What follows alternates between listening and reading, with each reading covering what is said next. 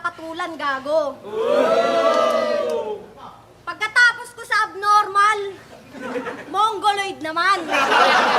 Paghahanda ko, sobra-sobra, pero yung nakakalaban, kulang-kulang. Mabubuntis daw ako, yun ang sabi ng ilan.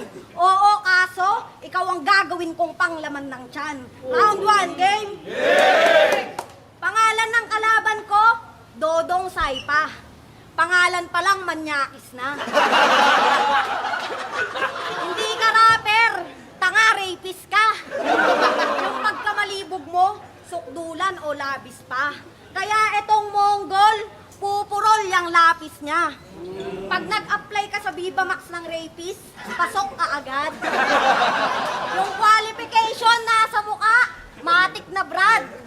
Sinasabuhay yung role, puta, grabe ah. Sumisigaw na yung direktor ng cut, kinaakantot niya pa.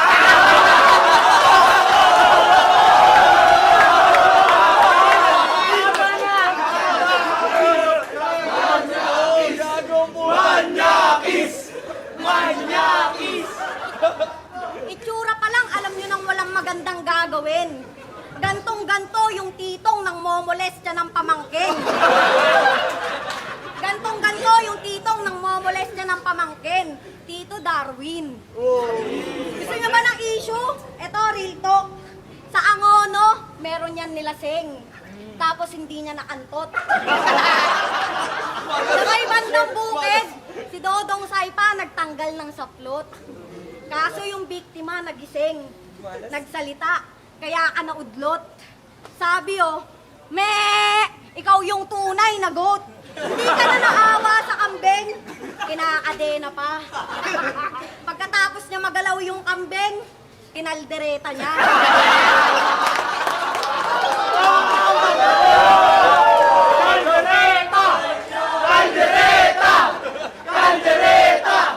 Sa mga tropa niya, siya yung laging nirereto, binubugaw. Siya naman tuwang-tuwa, medyo choosy pangaraw. Napagtritripan ka lang, mukhang hindi ka nga papatusin kahit may dalaw. Paanong hindi ka ibubugaw, mukha ka namang langaw. Bugaw! Round 2 game. May chinat yan, anli sipod tayo. Sagot ko, kailang ba? Nung andun na, kay KB pala. Ibang susok pala yung gustong sipsipin niya, tangina. Ang taba ng talaba, sarap kainin, sabi niya. Niyaya nga mag-anli yung babae, tapos may balak na iba. Pa-anli-anli ka pa, anlibog mo, tanga. Si Dodong Saipa, nagjajakol na lang, nagkakatulo pa. Magugas ka kasi ng kamay pagkatapos mo sa junk shop, tangina. Pero gumamit yan ng lubricant ng makina. Kung bibili ka ng Delo, wala ka namang auto, hayop ka. Kaya pala pang karera, kung sino-sino pinapasakay niya. Akala ko kung anong iti-change oil, burat niya lang pala. Ayos din trip mo, no? Kargado ka ba?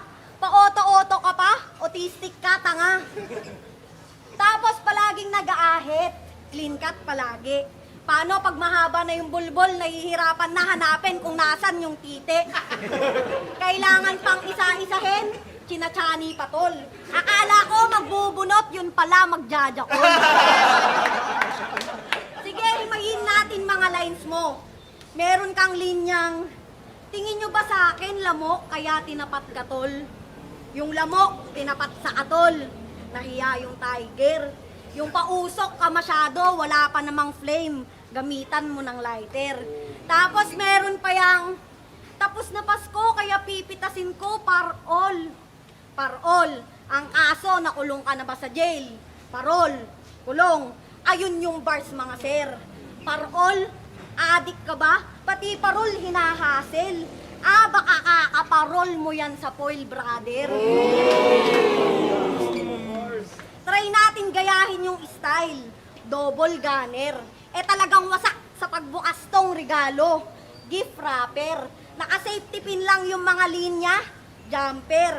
Sinasabihan na umpok-pok kasi yung skills ko, pang hammer. Time. Country game. O, round 3 na. Mapunta naman tayo dyan sa titi mo. Tumatayo pa ba? Balita ko, nilalagyan mo daw yan ng luben pag nagjajakol ka. Hirap nang tumayo, lalo pag nagkakaedad na. Kung hindi na kaya ng Viagra o Robus, baka kamay ko na. Ayan.